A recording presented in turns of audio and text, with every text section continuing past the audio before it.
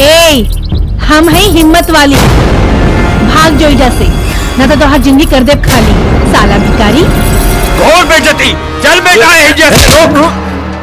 अगर यहाँ से एक कदम भी आगे बढ़ाई तो तुहार टंगड़ी तोड़ दे।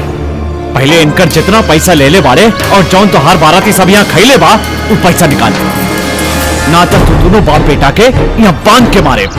चाचा राउर कितना पैसा खर्च भइल बा? 25,000 बेटा। 25,000? चल दे 25,000 दे, निकाल 25,000 निकाल। तू हमनी के साथे पैसा उसल बा?